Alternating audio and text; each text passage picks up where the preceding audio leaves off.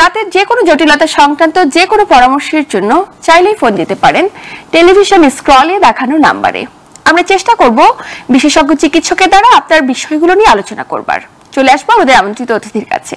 Sir, স্বাগত আমাদের আজকের আয়োজনে। ধন্যবাদ আপনাকে। দর্শক যারা দেখছেন সবাইকে শুভেচ্ছা। স্যার, সাধারণত যেমনটি বলছিলাম, দাঁতে কোনো জটিলতা না হলে আমাদের দেশে কি কারণে সাধারণ ব্যক্তিরা দন্ত চিকিৎসকের কাছে যেতে চান না, বিষয়টাকে আপনি কি মনে করছেন? শুধু আমি না, আমাদের সারা যে চিকিৎসকরা রয়েছেন সব এটিকে তিনটা ভাগে আমরা দেখতে পারি। প্রথমটি হচ্ছে রোগীরা মনে করে দাঁতে তো এমনি ব্যথা হয়ে আছে, ডাক্তারের কাছে গেলে ব্যথার পরিমাণ মনে হয় আরো অনেক বেড়ে যাবে, অনেক কষ্টদায়ক চিকিৎসা করবে আমাকে, এখান থেকে ভয়ে আসে না। দ্বিতীয়টি হচ্ছে মনে করে ডাক্তারের কাছে জমা মানেই অনেক টাকা গুনতে হবে, অনেক খরচ হয়ে যায় ডেন্টাল চিকিৎসায়। আর আরেকটি বিষয় মনে করে সেটি হচ্ছে আমি যেখানে যাচ্ছি ইনি আসলে প্রপার ডাক্তার কিনা, মানে এখানে ভালো করতে যে আবার খারাপ যেন না হয়ে যায়। যেমন অন্য কোনো সংক্রমিত রোগ আবার আমার মুখে চলে না আসে, ডাক্তার ঠিক মতো ইনস্ট্রুমেন্ট স্টেরাইল বা জীবাণুমুক্ত করছে কিনা, এই ধরনের একটা আতঙ্ক থাকে। তো মূলত দেখছি তিনটি বিষয়ের উপর ডিপেন্ড করে আসলে রোগীরা সহজে এই ডেন্টাল চিকিৎসকের কাছে যেতে চায় না। নিশ্চয়ই। এবং পাশাপাশি কিন্তু আরো একটি সেক্টর আমরা বলতেই পারি, যারা কখনো দন্ত চিকিৎসকের কাছে যাওয়াটাকে যুক্তিসঙ্গত মনে করে না, এবং দেখা যায় তারা কিন্তু নানা ধরনের অপচিকিৎসকের শরণাপন্ন হচ্ছেন, ফার্মাসিতে যাচ্ছেন বা নানা ধরনের কবিরাজ কিংবা ওঝা কিংবা নানা ধরনের যারা অপচিকিৎসক, এমনকি এমন দেখেছি আমরা ভ্যানে করে বিভিন্ন ধরনের প্রোডাক্ট বিক্রি করছে, তারা ভাবছে এটি ব্যবহার করলেই তাদের দাঁতটি সুরক্ষিত থাকবে। এবং এই বিষয়গুলো থেকে কি আমরা এখনো বেরিয়ে আসতে পেরেছি? খুব বেশি রকম যে বেরিয়ে আসতে পারছে এমন নয়, শহর কেন্দ্রিক অবশ্য দেখা যায় অনেকটা বেরিয়ে আসছে এখান থেকে, বাট প্রান্তিক জনগোষ্ঠীর মধ্যে কিন্তু এখনো এই বিষয়টি কাজ করে যে দাঁতের ব্যথা হচ্ছে, আপনি যেমনটি বলছিলেন যে কোনো ফার্মাসি থেকে সাময়িক একটা ব্যথানাশক ওষুধ খেয়ে এটাকে লাঘব করা যায়, অথবা হাটে বাজারে যেটা বলছিলেন আপনি যে কোথাও কোনো কেমিক্যাল বা অন্য কোনো ভাবে দাঁতের কষ্টকে কমিয়ে রাখা যায় কিনা। স্পষ্টভাবে প্রত্যেকটা মানুষকে জানা জরুরি যে দাঁতে যে রোগগুলি হয়, মানে কমন রোগগুলি যেটা আমরা সচরাচর পেয়ে থাকি, সেটা ডেন্টাল ক্যারিজ বলি, দাঁতে ব্যথা বলি, অথবা মাড়ির রোগ বলি, মুখে কোনো ক্ষত বলি, এগুলো যদি সঠিক চিকিৎসা না পায় যথাসময়ে, এখান থেকে শুধুমাত্র যে মুখের স্বাস্থ্য বা মুখের অভ্যন্তরীণ অবস্থা ক্ষতিগ্রস্ত হয় এমনটি নয়, এখান থেকে আমাদের শরীরের অন্যান্য গুরুত্বপূর্ণ অঙ্গও কিন্তু ক্ষতিগ্রস্ত হতে পারে। বিশেষ করে হার্ট, লিভার, কিডনি, এমনকি মস্তিষ্কও কিন্তু নানা ধরনের জটিলতা হতে পারে এই দীর্ঘমেয়াদী মুখের মধ্যকার রোগকে পুষে রাখলে। নিশ্চয়ই। এবং আমাদের যে মুখে কোনো রোগ বাসা বাঁধছে কিনা, বা কোনো জীবাণু বাসা বাঁধছে কিনা, বা ব্যাকটেরিয়া সংক্রমণে কোনো জটিলতা হচ্ছে কিনা, সেটা তো বোঝার উপায় নেই শুধুমাত্র বহিঃপ্রকাশ ছাড়া। তো সেক্ষেত্রে ব্যথা একটা অন্যতম বহিঃপ্রকাশ আমরা বলতেই পারি। পাশাপাশি আমাদের দেশে কিন্তু আমরা অনেক বেশি পেয়ে থাকি, কোন একজন ব্যক্তি খেয়েছে, তার মাড়িটি ফুলে গিয়েছে, হঠাৎ করে মাড়ি ব্যথা কিংবা যন্ত্রণায় থাকতে পারছে না, এবং আমরা এমন ভাবে আমাদের জীবনটাকে সাজিয়ে নিয়েছি, তীব্র যন্ত্রণা না পাওয়া পর্যন্ত কখনোই আমরা মনে করি না যে আমাদের কোনো কষ্ট অনুভব হচ্ছে কিংবা চিকিৎসকের কাছে যাওয়া জরুরি। এই বিষয়গুলো নিয়ে কথা বলবো একজন দর্শক অপেক্ষায়। কে আছেন দর্শক? নাম বলে প্রশ্ন করুন। আসসালামু আলাইকুম। ওয়ালাইকুম আসসালাম, আমরা শুনছি আপনাকে। আমার দাঁতের গোড়াটা, দাঁতের দৌড়াই এক মুড়া না, দুই সাইডে দাঁতের গোড়া ফুলে যায়, মাঝে মধ্যে ওই রক্ত বের হয়, ফুলে যাওয়ার পরে মনে হয় যেটা পাকে এবং টিভিতেই রক্ত বের হয়, আর খুব ব্যথা করে, কোনো স্বাস্থ্য জিনিস চাবাইতে পারি না। আচ্ছা, বয়স কত আপনার? ডায়াবেটিস রয়েছে কিনা? বয়স আমার মোটামুটি 45। জি। আচ্ছা, আরেকটা প্রশ্ন থাকবে, আপনি যেটা ফুলে যাচ্ছে বলছেন, এটি কি দাঁত আর মাড়ি যেখানে মিশেছে ওখানে ফুলে যায়, নাকি আরো নিচের দিকে, মানে দাঁতের গোড়ার দিকে ফুলে যায়? দাঁতের গোড়ার দিকে, একটু ভিতরের দিকে। দর্শক, আপনার কি ডায়াবেটিস রয়েছে? হ্যাঁ, ডায়াবেটিস আছে। ডায়াবেটিসটা কি নিয়ন্ত্রিত? ইনসুলিন নিচ্ছে? ডায়াবেটিস নিয়ন্ত্রিত বলতে আমি সপ্তাহখানেক আগে মাপছিলাম। জি। আমার আছে বর্তমানে 11। মানে এটা কি খাওয়ার পরে নাকি আগে? না, যে খাওয়ার আগে। আচ্ছা আচ্ছা, জি, আপনি সাথেই থাকুন, আমরা বিষয়টি নিয়ে আলোচনা করছি। যেমনটি বলছিলাম, আপনার যে সমস্যাটি হয়েছে এটি আমাদের বাংলাদেশে অনেকেরই হয়ে থাকে, যে দাঁতের মধ্যে গর্ত হয়ে দাঁতের যে ভিতরে মজ্জা বা পাল্প থাকে সেটিকে নষ্ট করে, যেমনটি বলছিলাম যে আপনাদের অবহেলার কারণে বা আমাদের অবহেলার কারণে ওই সংক্রমণটি দাঁতের গোড়ায়, মানে দাঁতের যে শিকড় থাকে হাড়ের মধ্যে, শিকড়ের শেষ মাথায় চলে যায়। তখন সেটি বেরিয়ে আসে এই চোয়ালের হাত থেকে, এই মুখের দেখা যায় যে গামেরটা ওখানে ফুলে গেছে। এটাকে আমরা এন্ডোপেরিওলেশনও বলতে পারি বা পেরিএপিক্যাল লেশন বলে থাকি। তো এটা যেটা আপনার হয়ে গেছে অলরেডি, আপনার ব্যথা করছে, কামড় দিতে পারছেন না, মুখে পুজোর মতো আপনি নিজেই বললেন বের হয়ে যাচ্ছে, কোনো অবহেলা করার সুযোগ নেই এখন, বা এটাকে টেম্পোরারি কমানোর জন্য কোনো ওষুধ খাওয়ার কোনো সুযোগ নেই, সরাসরি এটাকে চিকিৎসা করতে হবে। আপনি খুব দ্রুত একজন আপনার আশেপাশে কোনো বিশ্বস্ত ডেন্টাল চিকিৎসকের পরামর্শ নিন। উনি প্রথমেই দাঁতটিকে একটা এক্সরে করবে, করে দেখবে দাঁতের রুট যদি ভালো থাকে, দাঁতটিকে যদি রক্ষা করা যায়, বেশিরভাগ ক্ষেত্রে রাখা যায়, যত খারাপ অবস্থায় হোক না কেন, এখন চিকিৎসা আধুনিক হয়ে গেছে, রোগী চাইলে দাঁতকে রাখতে পারবে। সেক্ষেত্রে ডাক্তার সাহেব আপনাকে রুট ক্যানাল করার পরামর্শ দেবেন। যদি বেশি ইনফেকশন ভিতরে হয়ে থাকে, কয়েকটা ড্রেসিং লাগে, কয়েকদিন পর যেতে হয়, ডাক্তারের পরামর্শের মতো চিকিৎসা শেষ করে নিতে পারলে দাঁতটি সুস্থ হয়ে যাবে ইনশাআল্লাহ। নিশ্চয়ই এক্ষেত্রে অবশ্যই একজন বিশেষজ্ঞ দন্ত চিকিৎসকের কাছে যাওয়া প্রয়োজন। আমরা কিন্তু এই ডিসিশনটা নিতে অনেকে ভুল করি, কার কাছে যাচ্ছি, তিনি কোনো দন্ত চিকিৎসক কিনা, কিংবা তিনি আসলে কতটুকু যোগ্য এই কাজটি করতে, এগুলো না গিয়ে আমরা অনেক সময় দেখা যায় দাঁতের অনেক ক্ষতি করে ফেলেছি। স্যার তো বিষয়টিতে ছিলাম যে দাঁত ফুলে যাচ্ছে, মাড়ি ফুলে যাচ্ছে, এবং যে রোগীটি ফোন করেছিল তার কিন্তু প্রায় একই সমস্যা বলা যায়, মাড়ির প্রদাহ কিংবা মাড়ি ফুলে যাওয়ার যে প্রবণতা আমাদের, এটা কিন্তু অনেক বেশি, আমরা অনেক বেশি পেয়ে থাকি। কি কি কারণ হতে পারে? মাড়ি ফুলে যাওয়া বা জিঞ্জিভাইটিস যেটা আমরা বলি, মাড়িতে প্রদাহ, সেটি মূলত দুইটি ভাগে আমরা ভাগ করি। একটি হচ্ছে লোকাল কারণ। লোকাল কারণ বলতে মুখের মধ্যকার স্থানীয় কারণ। সেটি মেনলি হয় আমাদের ব্রাশের টেকনিকটা ভালো মতো না হলে, অথবা আমরা 3-4 দিন ব্রাশ করি না। এসব ক্ষেত্রে মুখের স্বাস্থ্য বা ওরাল হাইজিন যদি ঠিক না থাকে, সে হলে আমাদের গৃহীত খাদ্যকণা, আমাদের মিশ্রিত যে লালা মুখে আসে স্যালাইভা, এগুলো মিলেমিশে এক ধরনের ডেন্টাল প্লাক তৈরি করে, যেটা দাঁত আর মাড়ির জাংশনে বা সংযোগ স্থলে জমতে শুরু করে। আচ্ছা, এর মধ্যে অসংখ্য মুখের ব্যাকটেরিয়া খুব সহজেই বাসা বাঁধে এবং আস্তে আস্তে শক্ত পাথরে পরিণত হয়ে, যেটা ক্যালকুলাস বা দাঁতের পাথর বলি, এটাতে হয়ে যায়। তখন মাড়ি আর দাঁতের মাঝখানে যে স্থানটি, এটা ইনফেকশন হওয়ার কারণে আস্তে আস্তে মাড়িতে প্রদাহটি তৈরি হয়।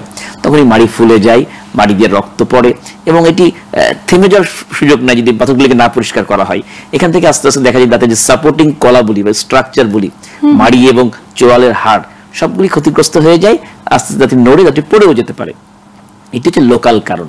আর খুব অল্প হয়, কিন্তু হয়, সেটা সিস্টেমিক কারণেও মাড়িতে রক্ত পড়তে পারে। আচ্ছা, সিস্টেমিক কারণ বলতে যাদের দীর্ঘমেয়াদী লিভারের রোগ রয়েছে, কারণ লিভারের মধ্যে রক্ত জমাট বাঁধার উপাদানটি তৈরি হয়, মাড়িতে রক্ত পড়লে দেখা যায় যে ওটা আরো বেশিই পড়ছে।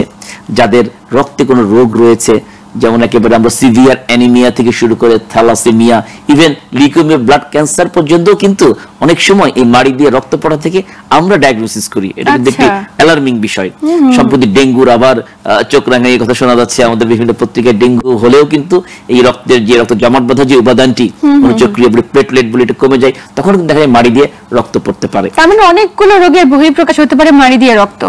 তো মাড়ি দিয়ে রক্ত পড়লে অবশ্যই সতর্ক হয়ে শনাক্তকরণ করা প্রয়োজন। কেবলমাত্র শুধু শুধু যে মাড়ি দিয়ে রক্ত পড়ছে বিষয়টি তেমন নাও হতে পারে। একজন দর্শক অপেক্ষায়। দর্শক কে আছেন? নাম বলে প্রশ্ন করুন। আসসালামু আলাইকুম। ওয়ালাইকুম আসসালাম। দর্শক শুনছি আপনাকে। আমি হ্যালো আপা। জি, আমরা শুনছি ভাই। আমি আমার দাঁতের সমস্যা, আমার সামনের দাঁতটা, জি, সামনের দাঁত আমার উঠে গেছে একটা, আর একটা হিলতেছে। আচ্ছা, বয়স কত? হ্যাঁ, আমার আমার আমার বয়স হচ্ছে আপা 40। জি, ডায়াবেটিস রয়েছে? জি, আপনার কি ডায়াবেটিস রয়েছে? না না, আমার ডায়াবেটিস নাই। আচ্ছা, সামনের দাঁত কি এমনিতেই পড়ে গেছে না ডাক্তারকে দিয়ে ফেলতে হয়েছে? এমনি পড়ে গেছে? এটা আমি একটা ওই যে দাওয়াত খেতে গেছিলাম, দিয়ে আমার ওই যে হাড্ডি করতে যা পড়ে গেছিল, কামড় লেগে ভেঙে গেছে। আপনার মোটামুটি 6 মাস পর পড়ে গেছে, হেলে গেছিল কিন্তু। আচ্ছা, তো আরেকটা দাঁত যে নড়ছে বলছিলেন, একই কারণে ওই যে হাড় মাড়িতে বা আঘাত পেয়ে আপনার তখন থেকে নড়ছিল কি বিষয়টি? জি, যখন থেকে আমি ওই যে আমার সমস্যা, ওই যে দাওয়াত খেতে গেছিলাম, তখন থেকে আমার দাঁত নড়ে গেছে, আর আমি চিকিৎসা নিই নাই।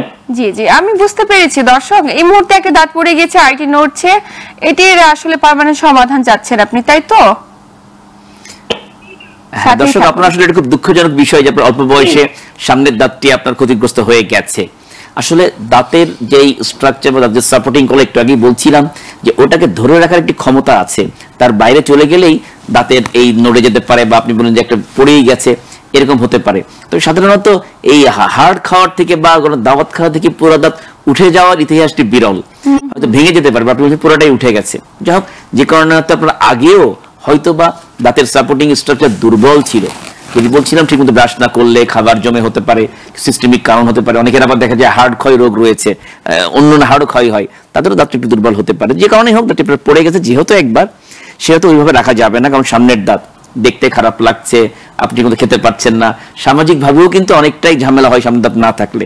এছাড়া একটা কথা আমরা সবসময় বলি যে দাঁত মুখে যেটা না থাকলে প্রপার চর্বণের অভাবে কিন্তু মস্তিষ্কে প্রপার ব্লাড সার্কুলেশন হয় না, যার ফলে দেখা যায় রোগীদের মধ্যে ডিমেনশিয়া গ্রো করে। এটা কিন্তু রিসার্চে উঠে আসছে, কাজ করার প্রবণতা কমে যায়, ভুলে যায় অনেক কিছুই।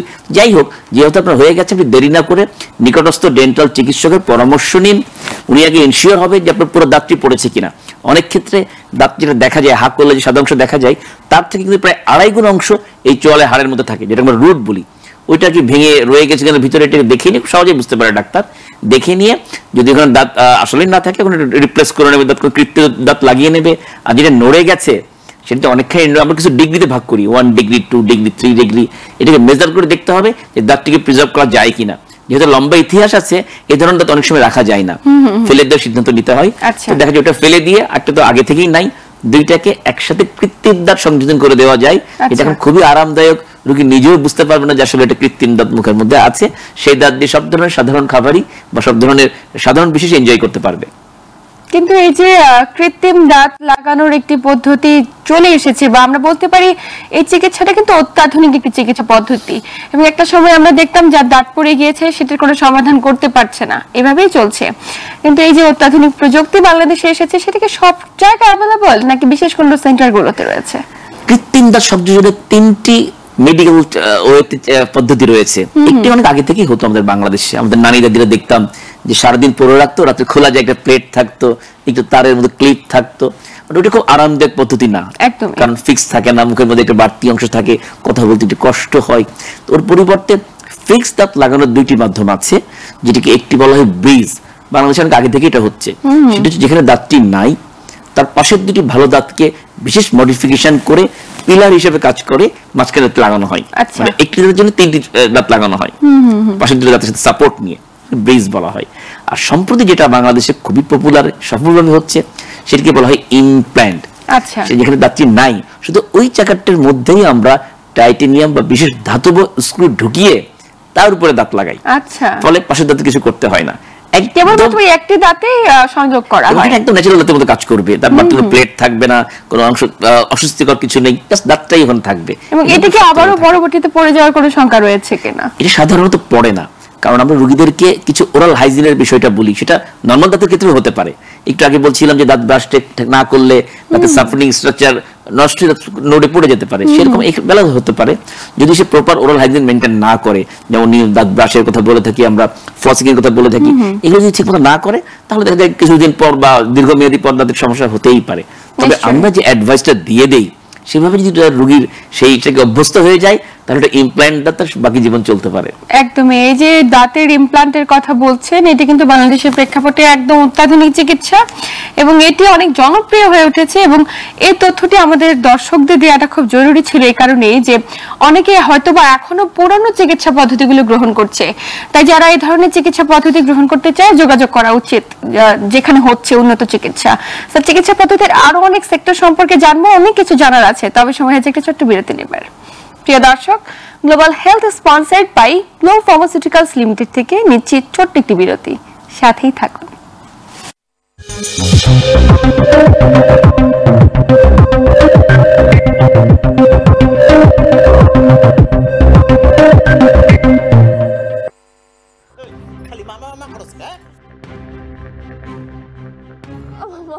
আমি ভয় পেয়ে গেছিলাম মামা।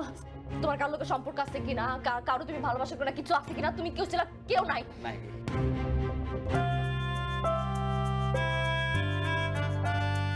তুমি আমার জান। ফেসবুকে পরিচয় হয়েছে, তাতে বুঝা গেলি যে পোলাটা খুব ভালো। তোমার অনেক ভালোবাসি। তুই ওর লগে কথা কইছ আমার। সারাদিন মোবাইলের মধ্যে যে ঢুইকা থাকো কি করো আমি জানি না। জামাই ছাড়া বিয়ে হওয়া সম্ভব, কিন্তু ফটোগ্রাফার ছাড়া ইম্পসিবল। সাদির খাওয়ান তো গরুর মাংস, মুরগির মাংস, কাচ্চির মাংস খাচ্ছি। রোস্ট কিন্তু করতে হবে। খাবার দাবারে কোনো ছাড়ই দেওয়া যাবে না। ফিরনি এটা কিন্তু দিতে হবে। কম খরচ কোনটা? কম খরচে বিয়ে।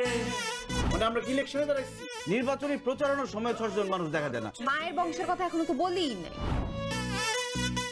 ক্যামেরা নামান, কে আপনি? স্পেশাল ওয়েডিং ফটোগ্রাফার তুলকালাম। আশ্চর্য, আমরা শপিং করব সেটা ছবি তুলবে না? তুলকাল লাগা দিমু পুরো মার্কেটে। এটা কিন্তু একটা ইতিহাস হয়ে থাকবে। এরকম পাতিহাস মার্কে ইতিহাসের আমার দরকার নাই। এখন প্রি ওয়েডিং শপিং ফটোগ্রাফি হইছে, আমি ভয় আছি কখন জানি আইসা বলে পোস্ট ওয়েডিং শপিং ফটোগ্রাফি করতে হবে। বিয়েটা যদি একটু বড় হইতো তো দুজনকে একসাথে বিয়ে দিয়ে দিতাম। বিয়ের গেট ধরার অ্যামাউন্টটা ফিক্স হয়ে গেছে, মাত্র 50,000 টাকা। তোমার বিয়ে বিল গেটসের সাথে হচ্ছে না, এলন মাস্কের সাথে হচ্ছে না। বিশাল একটা বাক্স, ঝিলমিল পেপার দিয়ে একটা চাই না, খুইলা ভিতরে দেখবে একটা বদনা। জান জান এতক্ষণ লাগে কেন? হ্যাঁ, এতক্ষণ কি করতেছিলি তুই? হিসাব করতেছিলি?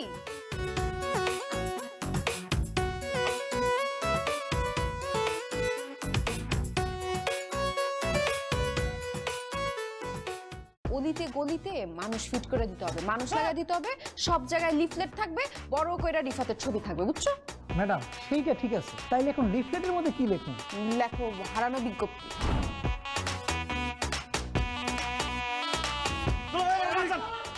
একটা ছেলে বিয়ে করবে না, তাকে জোর করে বিয়ে করাবে। তাইলে সে আমার এত বড় সর্বনাশ করলো কেন?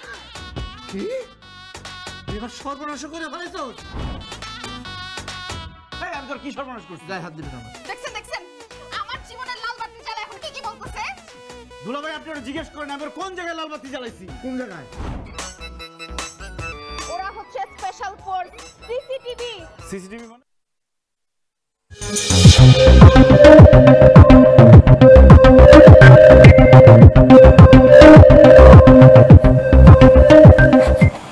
প্রিয় দর্শক, বিরতির পর আবার সবাইকে স্বাগত জানাচ্ছি Global Health sponsored by Glow Pharmaceuticals লিমিটেডের আজকের পর্বে।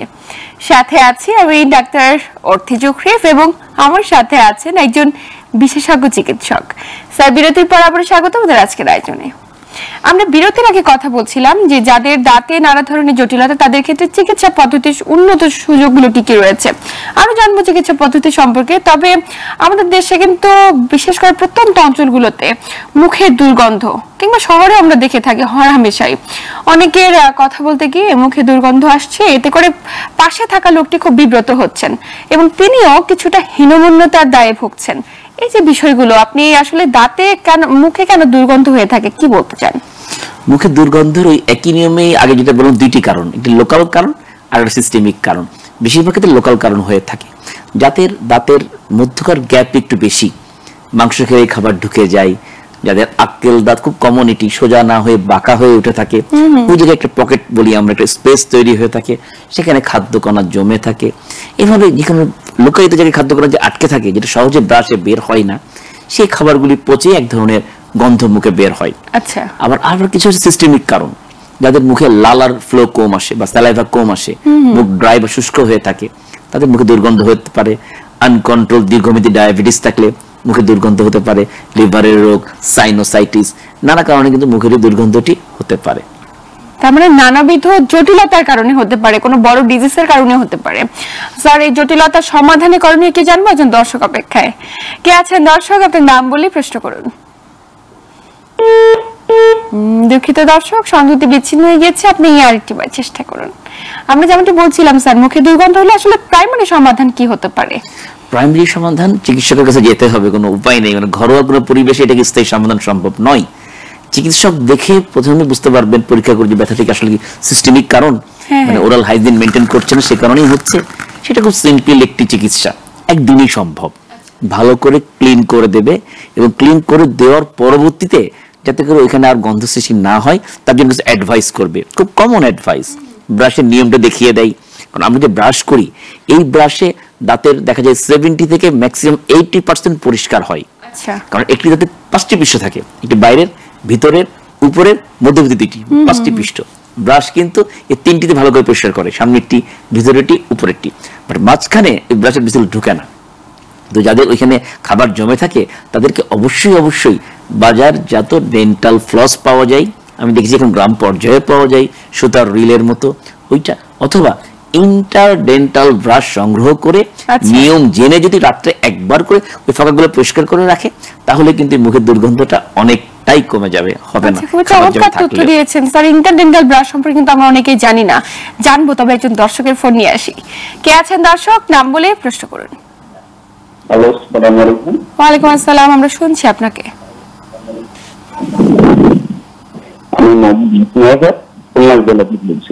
জি, আমরা শুনছি, সমস্যাটি বলুন দর্শক। দুঃখিত, আপনার সঙ্গে একটু বিচ্ছিন্ন হয়ে গেছে, আপনি আরেকটি বার চেষ্টা করুন। স্যার, এই যে ইন্টারডেন্টাল ব্রাশ সম্পর্কে জানছিলাম, আমরা তো নর্মালি কোনো আলপিন পেলে, টুথপিক পেলে, সামনে যা পাই সবকিছু দিয়ে খাদ্যকণা বের করার চেষ্টা করি, মনে হয় যে সাময়িকভাবে এটি করলে আমাদের মুক্তি মিলবে। বা যখন কোনো ভালো রেস্টুরেন্টে খেতে যাচ্ছি, যে কোনো জায়গায়, সেখানে কিন্তু একটু টুথপিক দিয়ে দেওয়া হচ্ছে, সেটি দিয়ে খোঁজাতে থাকে, কিছুটা অভ্যস্ততা, মানুষ অভ্যস্ত হয়ে গিয়েছে। তো আমরা তো এতদিন বলতাম ডেন্টাল ফ্লস ব্যবহার করুন, কিন্তু এই যে আপনি একটা ব্রাশের কথা বললেন, এটাকে অ্যাভেলেবল সব জায়গায় পাওয়া যায় এবং এর প্রসিডিউরটা কি আসলে? আমরা দেখেছি জেলা পর্যায়ে পাওয়া যায়, বিশেষ করে আমাদের দেশের বাইরে যদি চিন্তা করি উন্নত বিশ্বে, কিন্তু সুপার শপে আমি দেখেছি এগুলো পাওয়া যায়। আমাদের দেশে একদম গ্রাম পর্যায়ে এখন এটা যায়নি, কারণ মানুষ এটা চিনে না বা জানা না, সহজে এটা ব্যবহার করতে চাইও না। এটি হচ্ছে আমরা দেখবেন যে ছোট বাচ্চাদের, অনেক আগে দেখতাম যে বাচ্চাদের দুধ খাওয়া ফিডার পরিষ্কার করার ব্রাশ থাকতো, এক লম্বা স্টিকের মাথায় কিছু বিসেল দেওয়া, চারিদিকে দেওয়া, ওইটা এখন ছোট আকারে, এটাকে ইন্টারডেন্টাল ব্রাশ বলা হয়। দাঁতের ফাঁকে ঢুকিয়ে দিলে ওই যে ফাইবারগুলো আছে খাবারগুলোকে আটকে যায়, আবার বের হয়ে আসে। এটার পরিবর্তে আপনি যেমন বলছিলেন টুথপিক বা পিন, এগুলো যে ব্যবহার করা হয়, আসলে এটা ঠিক মতো কতটুকু হাইজিন আছে ঠিক নাই, এর মধ্যে কোনো সংক্রমণ থাকতে পারে, বা এই খোঁচাখুচি করার কারণে কিন্তু যে পকেটটিকে, যেখানে খাবার জমার পকেট বলি, ওটা আরো বড় হয়ে যায়, দেখা যায় খাবারটা আরো বেশি জমে যায় এবং অনেক ইনফেকশন হয়। 3-4টা গবেষণা আমরা রিসেন্টলি দেখেছি, যারা টুথপিক ইউজ করে, বাঁশের টুথপিক ইউজ করে, এই টুথপিকের খুব মাইক্রো বা ক্ষুদ্র অংশ ওর মধ্যে রয়ে যেতে পারে, সেখানে লোকাল ইনফেকশনও বাড়িয়ে দিচ্ছে, আবার ওটা সিস্টেমিক ভাবে আমাদের রক্তের সাথে মিশে যেতে পারে, লিভারের মধ্যে অ্যাবসেস তৈরি করে এই টুথপিক ইউজ থেকে। এরকম একটা রিপোর্টও কিন্তু কিছু গবেষণায় উঠে আসছে। এই জন্য আমরা বলি যে কোনো জিনিস, টুথপিক বা পিন, আলপিন, বা অনেকে যে দেখছি ওষুধের স্ট্রিপের মাথা দিয়ে দাঁত খোঁচাখুচি করে, যা সামনে পাচ্ছে, এইগুলিকে না করে, জানি যেগুলি খাবার না বেরোলে খুব কষ্ট হয়, যা পাই তাই দিয়ে পরিষ্কার করার ইচ্ছা পোষণ করে। তো যাদের এই ধরনের প্রবণতা আছে, আগে কিন্তু আর বুঝতে পারে যাদের দাঁতে খাবার ঢুকছে, তাদের ওই জাতীয় খাবার খাওয়ার আগে একটু কষ্ট করে ডেন্টাল ফ্লস অথবা ইন্টারডেন্টাল ব্রাশ এনশিওর করে নিয়ে খাওয়া দাওয়া করা উচিত, যাতে করে কোনো বড় ধরনের বিপদ থেকে নিজেকে রক্ষা করতে পারে। প্রত্যেকটি ব্যক্তিকে সচেতন থাকা অত্যন্ত জরুরি, এবং আমরা যদি ইন্টারডেন্টাল ব্রাশটা একটু সংগ্রহ করে ফেলতে পারি প্রত্যেকে, হয়তো বা জটিলতা অনেকখানি কমে আসবে। স্যার, একজন দর্শক অপেক্ষায়। কে আছেন দর্শক? আপনার নাম বলে প্রশ্ন করুন। দর্শক, আপনি নিশ্চয়ই শুনছেন আমাদের? হ্যালো। জি, হ্যালো, আসসালামু আলাইকুম। ওয়ালাইকুম আসসালাম, আমরা শুনছি আপনাকে। হ্যালো দর্শক, আমরা শুনছি আপনাকে। হ্যাঁ, আমাদের সমস্যা হচ্ছে দাঁতের গোড়া নড়তেছে আর ব্যথা করে। বয়স কত, কতদিন ধরে এই সমস্যা?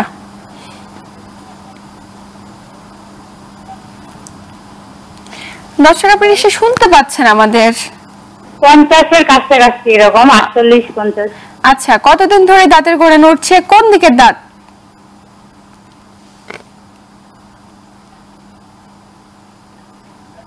এটা আসলে খুব কমন একটি বিষয়। ডান দিকের দাঁত আর উপরের সাইডে। জি, উপরের সাইডে। ডায়াবেটিস হয়েছে কিনা?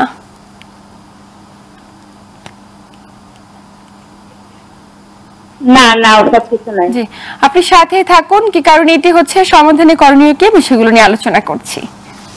দাঁত আসলে শক্তভাবে লেগে থাকে আমাদের এই যে মাড়ি দেখা যায়, হাসলে যেটা লাল অংশ দেখা যায়, এটি এবং চোয়ালের হাড়, উপরের হাড়, নিচের হাড়, এই হাড় এবং মাড়ির সাথেই কিন্তু একটি দাঁত তার নির্দিষ্ট জায়গায় আটকে থাকে। যদি কোনো কারণে সেখানে প্রদাহ হয় বা কোনো সংক্রমণ হয়, যেটা আমরা একটু আগেও আলাপ করেছি, ঠিকমতো দাঁত পরিষ্কার না করলে, ফ্লস না করলে এই দাঁতটি নড়ে যেতে পারে।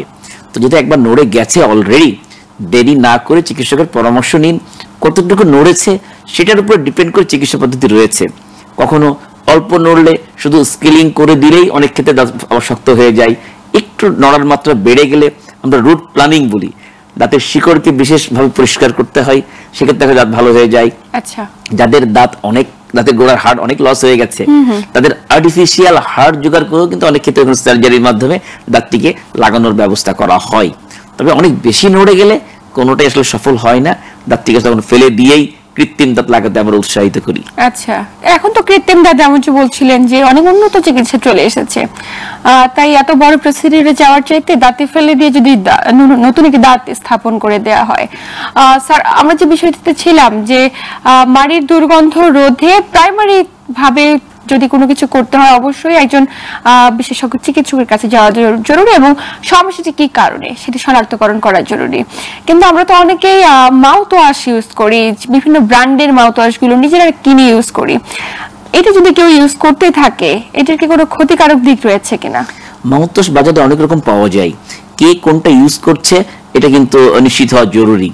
যেমন মুখে কিছু জীবাণুনাশক মাউথ ওয়াশ রয়েছে, সেগুলো যদি লম্বা টাইম ব্যবহার করা হয়, আপনারা জানেন যে মুখের মধ্যে কিছু অনেক ভালো ব্যাকটেরিয়াও রয়েছে যেগুলো আমাদের খাবার হজমের ক্ষেত্রে প্রত্যক্ষ ভূমিকা রাখে। আচ্ছা, ওই খারাপ ব্যাকটেরিয়ার সাথে কিন্তু ভালো ব্যাকটেরিয়াগুলো মারা যায়। ফলে দেখা যায় যে হয়তো মুখের স্বাস্থ্য ভালো থাকলেও দেহের স্বাস্থ্য ভালো থাকছে না। একদমই। ফলে লম্বা টাইম কোনো মাউথ ওয়াশ ব্যবহার করার আগে চিকিৎসকের পরামর্শ নিতে হবে যে এটা সে ইউজ করবে কিনা। কারণ অনেক ধরনের মাউথের কথা বলছি, তবে রেগুলার কিছু মাউথ ওয়াশ আছে, তো আমরা সাজেশন করে থাকি লম্বা টাইম করে মাউথ ওয়াশ ব্যবহার না করাই ভালো। বরঞ্চ সেক্ষেত্রে যদি আপনি মনে হয় যে মুখে দুর্গন্ধ হচ্ছেও পরিষ্কার করার পর বা খাবার জমে আছে, সিম্পল গরম পানির মধ্যে একটু খাবার লবণ মিশিয়ে যদি কুলি করেন তাহলে কিন্তু মাউথ ওয়াশের মতো কাজ করবে, মুখের স্বাস্থ্যের জন্য অনেক উপকারে আসবে। একদমই তাই। স্যার, পাশাপাশি আরো একটি প্রশ্ন করতে চাই, আমরা তো অনেকেই দেখি কারো দাঁতে ক্যাপ পরিয়ে রাখা হয়েছে এবং দীর্ঘদিন ধরে ক্যাপ পরিয়ে রাখা হয়েছে, বা এই যে ক্যাপ পরানো হয় আসলে কোন জটিলতার কারণে, সেটার বহিঃপ্রকাশ কেমন হতে পারে, রোগটির নাম কি? ক্যাপ পরানোর প্রধান কারণ, একটি কারণ বলা যেতে পারে, সেটি হচ্ছে দাঁতকে যদি আমরা রুট ক্যানেল করে ফেলি, দাঁতের মধ্যে যখন ডেন্টাল ক্যারিজ হয়ে বা গর্ত হয়ে বা অন্য কোনো কারণে অ্যাক্সিডেন্টাল এক্সপোজার হয়ে ভিতরে মজ্জা বা পাল্প আছে ওটা বেরিয়ে গেলেই ওই দাঁতটিকে রক্ষা করার পরে রুট ক্যানেল চিকিৎসা, এবং এই চিকিৎসার পর অবশ্যই ওই দাঁতকে আসলে ক্যাপ করিয়ে নিতে হয়। কারণ রুট ক্যানেল করা দাঁতে কিন্তু যে জৈব পদার্থ বলি আমরা, ইলাস্টিসিটি, সেটা কমে যায়, ফলে কামড় দিলে ভেঙে যেতে পারে। তো কষ্ট করে দাঁতটাকে রাখার জন্য যে রুট ক্যানেল করা হলো, সেটার স্থায়িত্বকাল বাড়ানোর জন্যই সেই দাঁতের উপর আসলে ক্যাপ পরিয়ার কথা আমরা বলে থাকি, খুব জরুরি। আপনি দেখবেন আমাদের মধ্যে অনেকেই রুট ক্যানেল করে, দর্শকরা যারা দেখছেন অনেকে তো পরিচিত রুট ক্যানেল করেন, রুট ক্যানেল করে ব্যথা কমে গেল, পরে ডাক্তারের কাছে যায় না, ফলে দেখা যায় ক্যাপটা করানো হয় না, দাঁতটি ভেঙে নিয়ে আসে। তখন চাইলেও কিন্তু সহজে ক্যাপ লাগানো যায় না। পরে ক্যাপ লাগানোটা অত্যন্ত জরুরি, এবং ক্যাপ লাগানোর পরবর্তীতে কিভাবে এই ক্যাপটাকে সুরক্ষিত রাখতে পারে স্যার জানবো, তবে সবাই চাইটি বিরতি নিতে পারে। প্রিয় দর্শক, Global Health sponsored by Glow Pharmaceuticals Limited থেকে নিচ্ছি ছোট্ট একটি বিরতি, সাথেই থাকুন।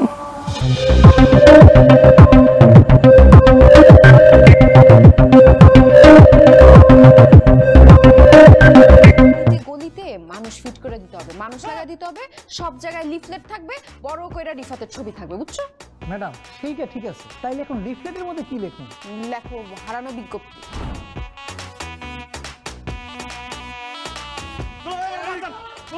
একটা ছেলে বিয়ে করবে না, তাকে জোর করে বিয়ে করাবে, তাইলে সে আমার এত বড় সর্বনাশ করলো কেন? কি এবার সর্বনাশ করে ফেলেছো?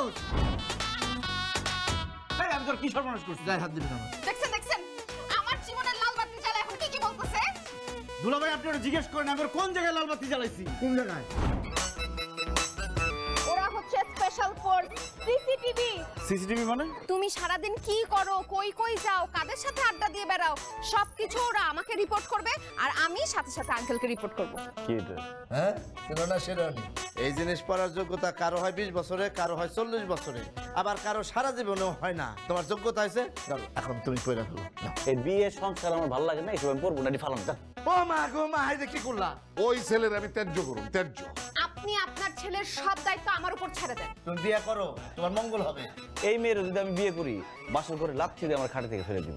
এখন তো বাসা থেকে পালা যাওয়ার চেষ্টা করতেছি, কয়েকদিন পরে দুনিয়া থেকে একবারে চলে যাবো।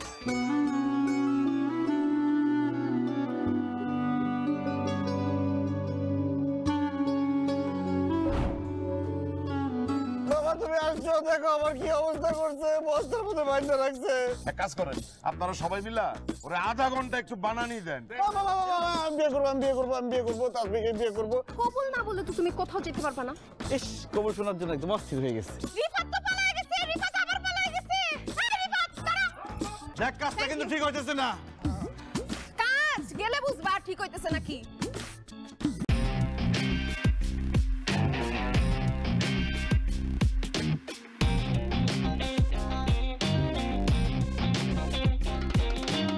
যখনই প্যারা লাগে কাজ কামে প্যারা লাগে লাইফের ব্যাটারি ডাউন হয় চার্জ মামা রিচার্জ বস recharge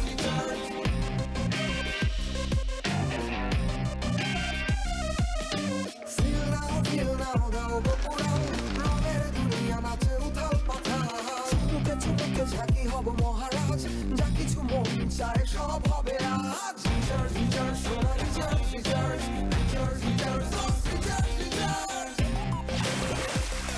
Royal Tiger, recharge yourself. Feel now, ural dao.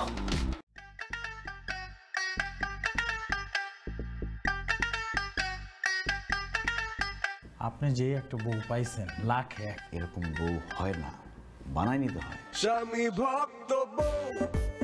যদি এমন হতো যে আমি খেলে ওর পেট ভরে যাবে, তাইলে ওর আর কষ্ট করে খেতে হতো না, তাহলে খুব ভালো হতো। আর বউ তো দেখো না সবসময় আমাকে তোয়াজ করে কথা বলে, ভাল লাগে না, বোরিং। সারপ্রাইজ! একটু ফ্রেন্ডদের সাথে গিয়ে একটু ড্রিঙ্কস করলা, একটু নাচানাচি করলা, সারাদিন অফিস করো তো একটু এনজয়মেন্ট হবে, ভাল লাগবে। কালকে 20 লাখ টাকা ডিপিএস করে ফেলবো।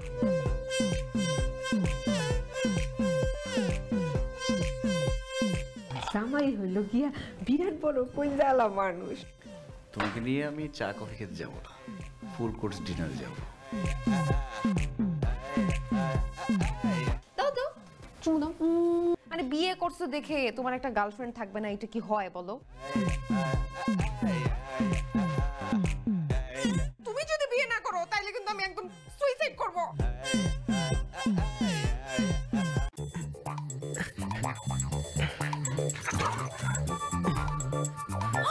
এই সময় চকো বাইটস কি করব বলো, খুব খেতে ইচ্ছে করছিল তো খাও। আরে না, জানোই তো চকো বাইটস শেয়ার না করে খাওয়া যায় না।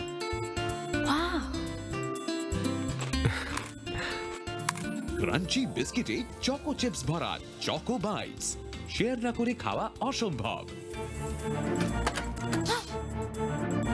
আরে প্লিজ যাও, এটা রয়ে গেল তো কালকে।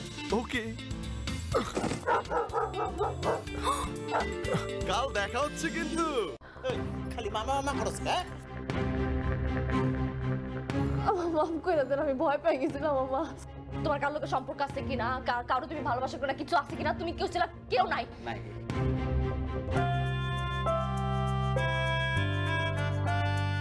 তুমি আমার জান। ফেসবুকে পরিচয় হয়েছে, তাতে বুঝা গেলি যে পোলাটা খুব ভালো। তোমার অনেক ভালোবাসি।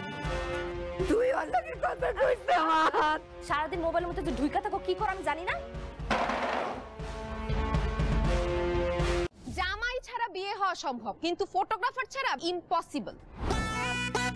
সাদির খাওন তো গরুর মাংস, মুরগির মাংস, কাচ্চির মাংস, কাচ্চি রোস্ট কিন্তু করতে হবে। খাবার দাবারে কোনো ছাড়ই দেওয়া যাবে না। ফিরনি এটা কিন্তু দিতে হবে। কম খরচ কোনটা? কম খরচে বিয়ে।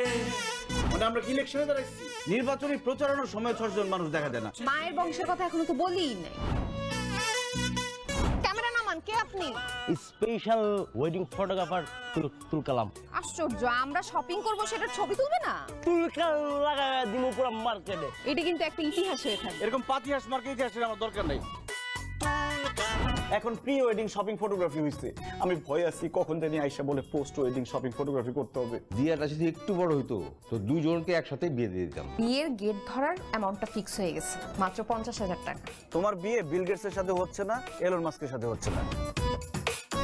বিশাল একটা বাক্স ঝিলমিল পেপার দিয়ে টাচাই না, খুইলা ভিতরে দেখবে একটা বদনা। জান জান, এতক্ষণ লাগে কেন? হ্যাঁ, এতক্ষণ কি করতেছিলি তুই? হিসাব করতেছিলি?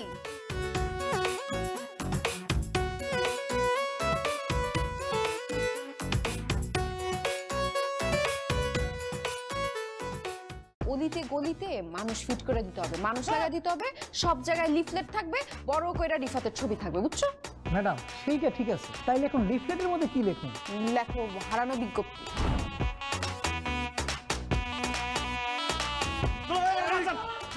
একটা ছেলে বিয়ে করবে না, তাকে জোর করে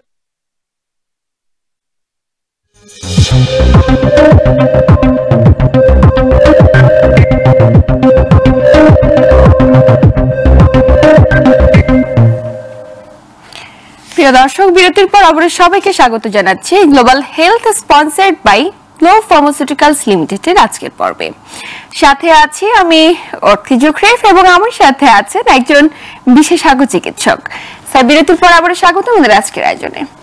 আমরা বিরতির আগে কথা বলছিলাম যে কারো মুখে যদি রুট ক্যানাল করা হয়ে থাকে, তো রুট ক্যানাল করার পরবর্তীতে ক্যাপ লাগানোটা অত্যন্ত জরুরি, কিন্তু আমাদের দেশে অনেকে সেটি করছে না, রুট ক্যানাল করিয়ে রেখে দিচ্ছে এবং পরবর্তীতে আপনি বলছিলেন এটি থেকে দাঁতটি ভেঙে যাচ্ছে অনেকের এবং অনেক বড় ক্ষতির সম্মুখীন হচ্ছে।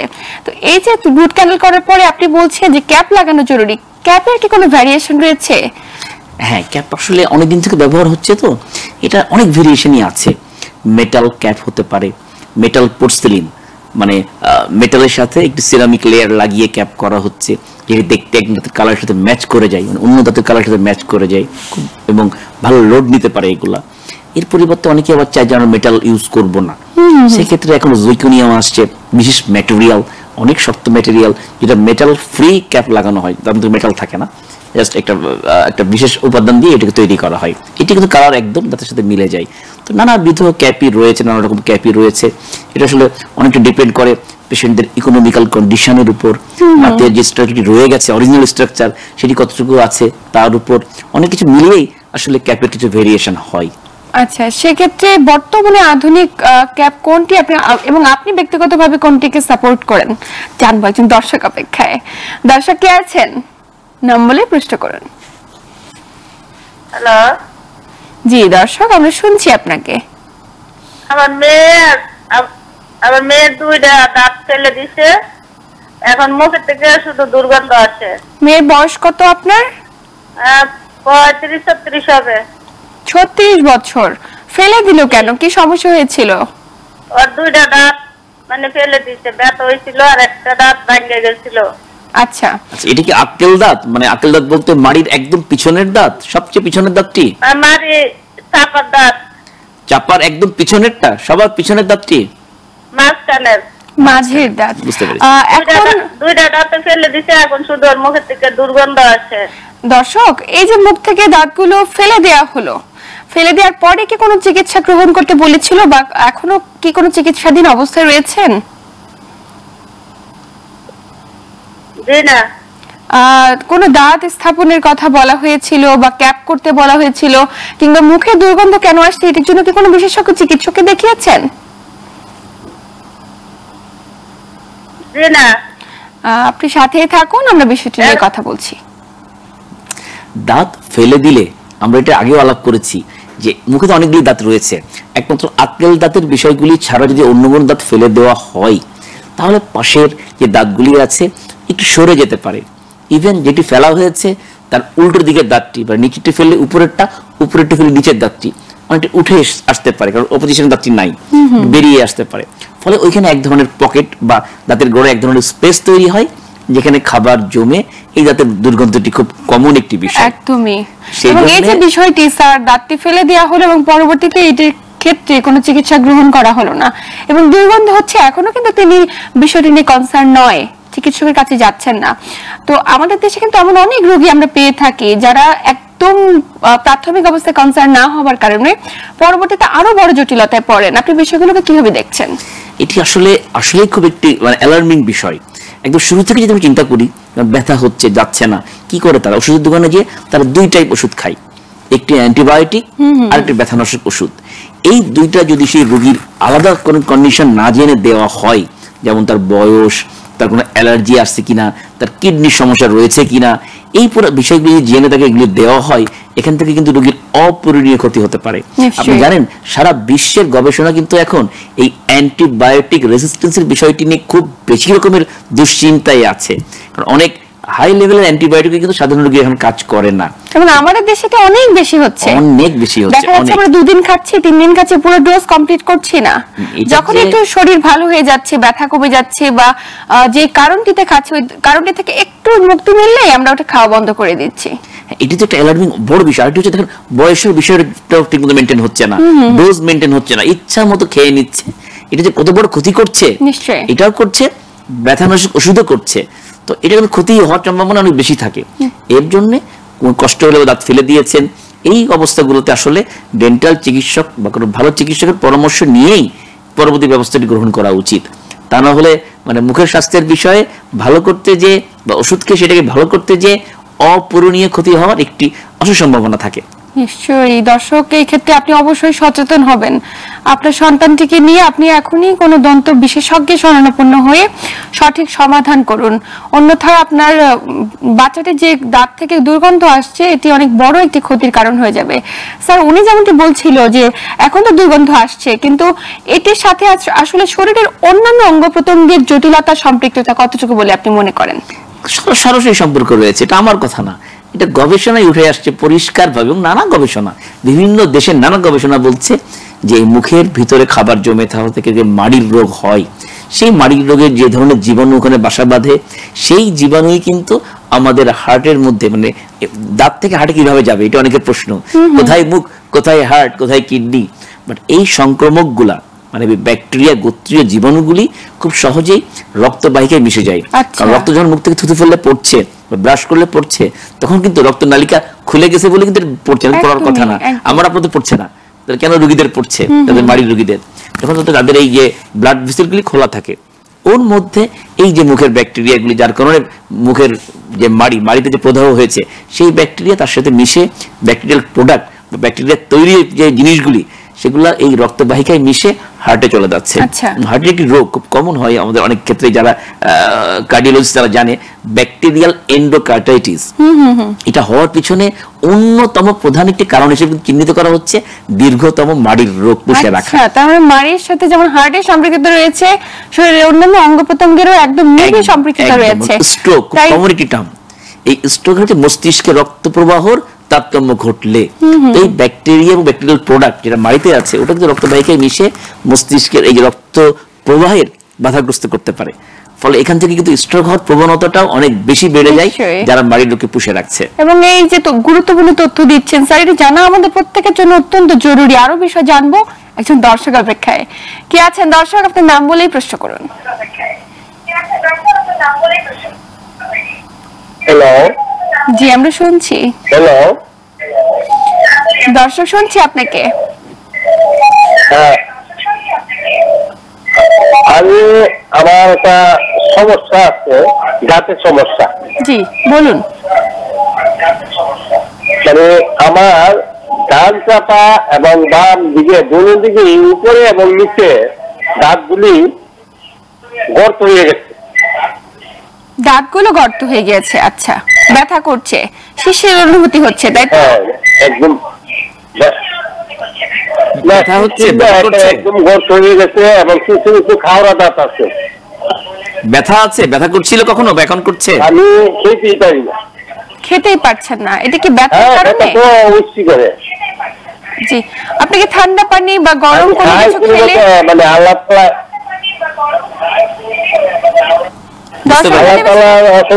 টেলিভিশনের ভলিউমটা একদম মিউট করে ফেলুন। টেলিভিশনের ভলিউমটা একদম মিউট করে কথা বলুন দর্শক। আচ্ছা আচ্ছা, ঠিক আছে। এখন আমি বিরাট সমস্যা আছে। জি, এই মুহূর্তে আপনার দাঁতে গর্ত হয়ে গিয়েছে, কয়টি দাঁত আপনি বলতে পারেন? আমার বাম চাপা এবং ডান দুই সাইডে। জি দর্শক, টেলিভিশনের ভলিউমটা কমে কথা বলতে হবে, এবং আমরা আপনার বিষয়টি মোটামুটি বুঝতে পেরেছি। আপনি আমাদের সাথেই থাকুন, আমরা কথা বলছি। দাঁতের গর্ত যদি একবার হয়ে যায় সেটাকে আর প্রতিরোধ করা বা অটোমেটিক এমনি ভালো হয়ে যাওয়ার কোনো সুযোগ নেই, এটা চিকিৎসা লাগবে। তো শুরুতেই যদি দাঁতের গর্তটি প্রাইমারি পর্যায়ে থাকে, যতদিন পর্যন্ত সেটাকে ব্যথা না শুরু হয়, সেই দাঁতকে কিন্তু সাধারণ ফিলিং এর মাধ্যমেই একদিনে চিকিৎসা করা সম্ভব এবং সফলভাবে সম্ভব। জাস্ট ফিলিংটা করে দিলেই নর্মাল ফিলিং আছে, ফিলিং করে দিলে ভালো হয়ে যায়। বাট উনি যেমনটি বলছিলেন ওনার অনেক দেরি হয়ে গেছে, ব্যথা শুরু হয়ে গেছে। একটু কথা স্পষ্টভাবে বলি যে দাঁতের গর্তের শুরু থেকে দাঁতের ব্যথা হতে কিন্তু অনেক সময় লাগে, কিন্তু আমাদের অবহেলার কারণেই আমাদের দাঁতে ব্যথা তৈরি হয়ে যায়। আর ব্যথা হয়ে যেতে গেছে আপনাকে, এখানে ফিলিং এ হবে না। আর এই দাঁতকে রাখতে গেলে যেমনটি আপু বলছিলেন রুট ক্যানেল চিকিৎসা লাগবে। এটিকে করে নেন খুব দ্রুত ভিত্তিতে, যাতে করে দাঁতটি আবার আগের অবস্থায় স্বাভাবিক হয়ে ফিরে আসে।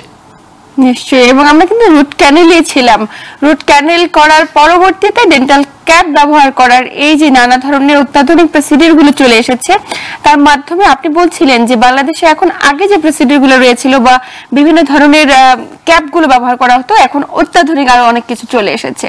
এবং যে সমস্ত হাসপাতালগুলো রয়েছে, ডেন্টাল চেম্বার গুলো রয়েছে, সেখানেই হচ্ছে সেগুলো, চাইলে যে কেউ করাতে পারে। কিন্তু স্যার অনেকে কিন্তু ক্যাপ ব্যবহার করছে এবং ক্যাপ ব্যবহার করার পরবর্তীতে কমপ্লেইন থাকে যে এটি নিয়ে আমি অস্বস্তি ফিল করছি এবং এখান থেকে ব্যথা হচ্ছে, পরবর্তীতে আবারও কেন ব্যথা হচ্ছে?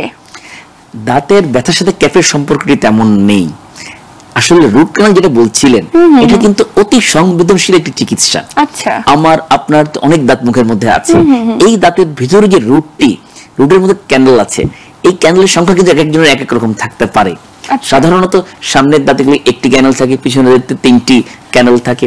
অনেক ক্ষেত্রে কিন্তু ভেরিয়েশন হয় যে এক্সট্রা ক্যানেল থাকছে, সেগুলিকে খুঁজে বের করে সঠিকভাবে জীবাণুমুক্ত করে প্রস্তুতি শেষ করে ফিলিং করানোটা কিন্তু অনেক বেশি রকমের একটি সচেতনতামূলক জায়গা ধরে রাখে। এই যে সময়টি দেয়া, বাড়ি বাড়ি গিয়ে চিকিৎসকের কাছে এটি পরিষ্কার করা, ক্লিন করা, একদম ড্রাই করা, এই মাধ্যমটি তো হয়তো আমরা যেতে চাই না বা যেতে পারছি না। এই কারণে পরবর্তীতে ক্যাপ লাগানোর পরেও জটিলতা হচ্ছে অনেক। হ্যাঁ, যে রুট ক্যানেল প্রসিডিউর যদি সঠিকভাবে হয়ে থাকে, সবগুলি ক্যানেল যদি ঠিকমতো পরিষ্কার করে সিল করা হয়, সেই দাঁতে আসলে ব্যথা করার সুযোগ একেবারেই নাই। সেই জন্যই রুট ক্যানেল চিকিৎসা নিতে গেলে কোনো অবস্থাতেই কোনো সন্দেহ থাকার চিকিৎসকের কাছে যাওয়া যাবে না। নিশ্চিত হতে হবে যে অ্যাটলিস্ট ওই চিকিৎসকটি বিডিএস ডিগ্রি আছে কিনা। খুব সহজে কিন্তু এটি প্রমাণ করা যাবে, বোঝা যায়। ওটিকে নিশ্চিত হয়ে যদি যায় তাহলে রুট ক্যানাল করলে কিন্তু এই ঝামেলাটি হয় না। আবার ক্যাপ করানোর পর দেখা যায় ক্যাপ যে পরানো হলো তার সাথে যে দাঁতটি রয়েছে তার মাঝখানে গ্যাপ থাকে। ওই গ্যাপটি সঠিকভাবে যদি না করা হয় অনেক ক্ষেত্রে কিন্তু আবার খাবার জমে ব্যথা করতে পারে। সেক্ষেত্রে চিকিৎসকের কাছে যেতে হবে। সাধারণত এটা হওয়ার কথা না, বাট যদি হয়ে যায় সেক্ষেত্রে ওই ক্যাপটিকে আবার অ্যানালাইসিস করে ক্যাপটি আবার চেঞ্জ করে দেওয়া যায়, যাতে করে পাশের দাঁতের সাথে কন্ট্যাক্ট পয়েন্টটা বা সংযোগ স্থলটা ঠিক থাকে। তাহলে কিন্তু এই খাবার না ঢুকলে একটি ক্যাপ এবং রুট ক্যানেল নিয়ে রোগী অনেক দিন ভালো থাকতে পারে। নিশ্চয়ই। এই ক্ষেত্রে যদি এরকম ধরনের কেউ কোনো সমস্যা পড়ে, অবশ্যই ক্যাপের কারণে ঠিক হচ্ছে না, হয়তো বা পার্শ্ববর্তী দাঁতের জনিত কোনো জটিলতার কারণে হচ্ছে, এটিকে শনাক্তকরণ করা প্রয়োজন। স্যার একটু জানতে চাই যে অনেকের দেখা যায় দাঁতগুলো ক্ষয়ে যাচ্ছে, এই যে ক্ষয়ে যাওয়ার প্রবণতা, আসলে দাঁত কি কারণে ক্ষয়ে যায় মানুষের? ক্ষয়ে যেতে পারে অনেকগুলো কারণেই। একটি কারণ হতে পারে আমাদের অনেকের মধ্যে দেখবেন ব্রুক্সিজম নামে একটি সমস্যা ভোগে অনেকেই।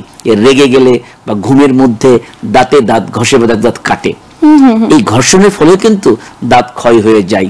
অনেকের ক্ষেত্রে কিন্তু বাংলাদেশে এটা দেখা যায়, বিশ্বের অনেক জায়গায় দেখা যায় এটা, যে মানুষ বুঝে না কেন দাঁত ক্ষয় হয়ে যাচ্ছে। যে দাঁত ঘষে তখন তার অবচেতন মনে ঘষে, সে নোটিস করতে পারে না। বাট তার সাথে যে ঘুমায় বা তার ক্লোজ যে, সে কিন্তু বুঝতে পারে কোনো শব্দ হয়, কিটমিট করে শব্দ দাঁত ঘষছে, এখান থেকে দাঁত ক্ষয় হতে পারে। আরেকটি কারণ, যারা নিয়ম বহির্ভূত দাঁত ব্রাশ করে, অনেকেই নিজেকে ভালো করতে গেলে খুব শক্ত টুথ ব্রাশ দিয়ে জোরে জোরে 4-5 বার ব্রাশ করে। এছাড়াও স্যার কারণগুলো জানবো একজন দর্শক অপেক্ষায়। কে আছেন দর্শক? আপনার নাম বলে প্রশ্ন করুন। আসসালামু আলাইকুম স্যার। জি ওয়ালাইকুম আসসালাম। স্যার আমার বয়স 50-55 বছর। জি। আমার বাম পাশের উপরের মাথায় দুটো দাঁত ভেঙে গেছে, অল্প অল্প লাগানো আছে। সেই দাঁত দুটো নড়ে এবং ব্যথা করে। জি জি জি। এইটা আর কি। আপনার ডায়াবেটিস আছে? ডায়াবেটিস নাই স্যার। কতদিন ধরে এই সমস্যা? স্যার প্রায় 1 বছর হতে গেল স্যার। মাড়ি থেকে কি রক্ত পড়ছিল? না, রক্ত আগে ওই দাঁত খাইতাম, ভাত বেরিয়ে গেছে, গেলে কাটিতে খোঁচাইতে দাঁত দুটো ভেঙে পড়ে গেছে, আর অল্প অল্প লাগানো আছে দুটো দাঁত, চাপ দিলে ব্যথা করে এবং নড়ে। মানে একটি দাঁতের অর্ধেক অংশ পড়ে গিয়েছে এবং কিছু অংশ লেগে আছে। জি, আপনি সাথেই থাকুন, আপনার এই বিষয়টি নিয়ে আমরা আলোচনা করছি। আজকের এই অনুষ্ঠানে কিন্তু এই বিষয়টির উপরে অনেক বেশি রকমের আলোকপাত করা হয়েছে, যে আপনি যখন খোঁচাখুচি করেন, বললেন টুথপিক দিয়ে দাঁত ভেঙে আছে, আবার ওইটা করছেন 1 বছরের বেশি সময়। তো সবগুলি বিষয়টাই কিন্তু আপনার মুখের স্বাস্থ্য বা দেহের স্বাস্থ্যের জন্য ভালো কিছু হচ্ছে না। আপনাকে টুথপিক ইউজ করা যাবে না, তার পরিবর্তে ফ্লসের কথা বলা হয়েছে আজকে, ওইগুলি ব্যবহার করা আরম্ভ করতে হবে। আর যেহেতু আপনার ভেঙে গেছে অলরেডি, অল্প অংশ আছে, এটিকে হয়তো বা সহজে প্রিজার্ভ করা যাবে না বা রক্ষা করা যাবে না। সেক্ষেত্রে চিকিৎসকের পরামর্শ মতো যেহেতু নড়ে গেছে দাঁত, ওটিকে ফেলে দেন, ফেলে দিয়ে যে কোনো একটি ভালো পদ্ধতিতে মানে কৃত্রিম দাঁত লাগিয়ে নেন, তাহলে আপনি আপনার বাকি জীবন ভালো থাকতে পারবেন। নিশ্চয়ই আমাদের আজকের আলোচনার মূল বিষয়বস্তু এবং মূল যে এত আলোচনা করলাম, বেশিরভাগ রোগী আমরা কিন্তু তেমনই পেয়েছি যে বিভিন্ন কিছু দিয়ে দাঁত খোঁচাতে গিয়ে দাঁত পড়ে গিয়েছে এবং পরবর্তীতে তারা এটি নিয়ে সাফার করছে দীর্ঘদিন। এই যে স্যার সাফার করছে কিন্তু শরণাপন্ন হচ্ছে না কোনো বিশেষজ্ঞ চিকিৎসকের, এটা কিন্তু এখন বর্তমানে আমরা অ্যালার্মিং সাইন হিসেবে বলতে পারি। অর্ধেক পড়ে গিয়েছে, মাড়ি থেকে রক্ত পড়ছে, কারো মাড়ি থেকে গন্ধ বের হচ্ছে, কিন্তু কোনো চিকিৎসকের কাছে যাচ্ছে না। আসলে এগুলোর সাথে দেহের তো নানা রোগ বা অনেক অঙ্গ প্রত্যঙ্গ জড়িত, যেমনটি আপনি বলছিলেন ব্রেইন স্ট্রোক হতে পারে, হার্টের নানা জটিলতা হতে পারে। ডায়াবেটিসের সাথে আসলে সম্পৃক্ততা কতটুকু, কেন আমরা রোগীদের বারবার জিজ্ঞেস করছি ডায়াবেটিস রয়েছে কিনা? ডায়াবেটিস খুবই রকমের একটি গুরুত্বপূর্ণ বিষয়। এখন এটা আমরা জানি যে এর প্রাদুর্ভাব খুব বেশি। ডায়াবেটিক রোগের সাথে মুখের স্বাস্থ্যের সরাসরি সম্পর্ক রয়েছে। যাদের ডায়াবেটিস রয়েছে তাদের মাড়ির রোগ, ডেন্টাল ক্যারিজ হওয়ার প্রবণতা খুব বেশি। এটিতে একটি দিক গেল। আরেকটি বিষয় আমরা সব অনুষ্ঠানেই বলার চেষ্টা করি যে যাদের আনকন্ট্রোল ডায়াবেটিস রয়েছে, সেই সাথে মাড়ির রোগও রয়েছে, তারা ইনসুলিন নিচ্ছে। এই ইনসুলিনের কাজকে কিন্তু কমিয়ে দিতে পারে এই মাড়ির রোগ। কত বড় বিষয় চিন্তা করা যায়। মাড়ির রোগ হচ্ছে তো বুঝতেই পারছে না যে ইনসুলিন দিচ্ছে তো ব্লাড সুগার কমছে না। এই না কমার কারণে কিন্তু মাড়ির রোগ। কারণ মাড়ির রোগ থেকে এক ধরনের রাসায়নিক দ্রব্য তৈরি হয় যেটি ইনসুলিনের কাজকে কমিয়ে দিতে পারে। আচ্ছা, তো সুতরাং যাদের ডায়াবেটিক রয়েছে তাদের শরীরের যেমন পায়ের যত্নের বিষয়টা তারা অনেকেই জানে, সেরকম তো মুখের যত্নে কোনো অবহেলা করা যাবে না। এবং ডায়াবেটিক রোগীদের অবশ্যই আমরা বলে থাকি বছরে অন্তত একবার অন্তত একজন বিডিএস ডিগ্রি ডেন্টাল চিকিৎসকের পরামর্শ মতো দাঁত আর মাড়ির স্বাস্থ্য বিষয়ে নিশ্চিত হয়ে নিতে হবে, তা নাহলে কিন্তু বড় ধরনের বিপদ হতে পারে। নিশ্চয়ই তাই। আমরা খুব গুরুত্বপূর্ণ তথ্য জানলাম যে আসলে কেবলমাত্র মুখের স্বাস্থ্যের সুরক্ষা করা কেবলমাত্র দাঁতকে সুরক্ষিত করবার জন্যই নয়, দেহের প্রত্যেকটা অঙ্গ প্রত্যঙ্গকে সুরক্ষিত রাখবার জন্য মুখের স্বাস্থ্যের যত্ন নেওয়াটা অত্যন্ত জরুরি। স্যার, একটু জানতে চাই যে আমরা তো দেখা যায় অনেক সময় আমাদের দাঁতগুলো হলুদ হয়ে গিয়েছে, দাঁতগুলো কালো হয়ে গিয়েছে, কিংবা দাঁতে আস্তরণ জমেছে। এই বিষয়গুলো থেকে আপনি সাধারণ যারা ব্যক্তি রয়েছেন তারা তো গুরুত্ব দিচ্ছে না, তাদেরও তো আপনার পরামর্শ কি থাকবে? মানে বছরে কতবার ডেন্টিস্টের কাছে যাওয়া জরুরি? বছরে একবার অন্তত যাওয়া উচিতই। আপনি দেখবেন যে কোনো খাবার যদি আপনি খান বা হাতে লেগে, আমরা ভাত খাওয়ার পর কি হয়, আমরা হাত সাথে সাথে ধুয়ে ফেলি, ওটা যদি দেরি করে ধুই তাহলে তুমি সাবান লাগছে, সময় লাগছে।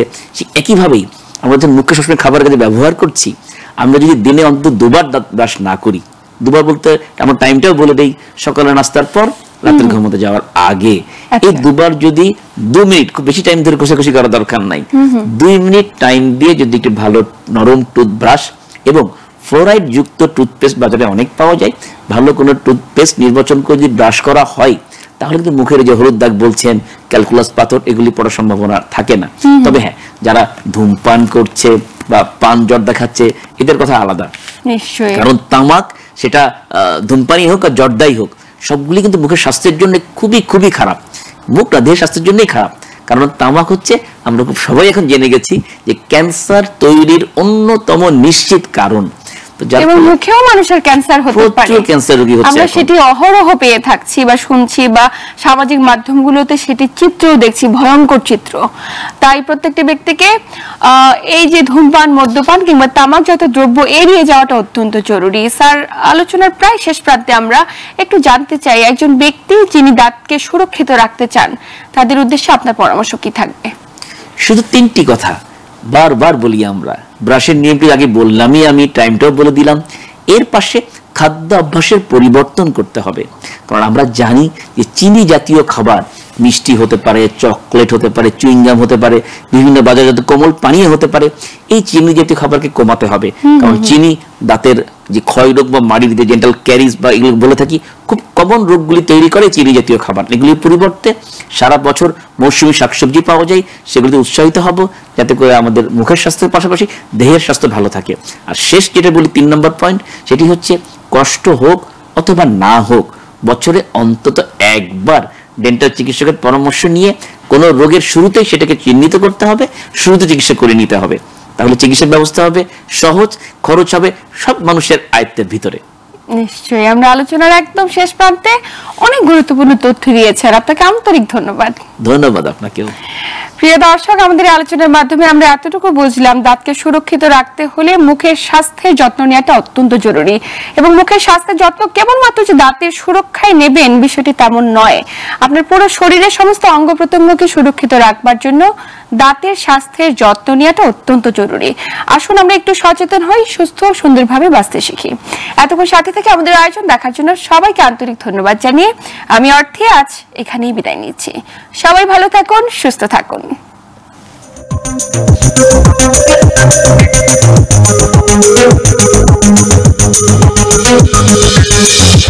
Thank you.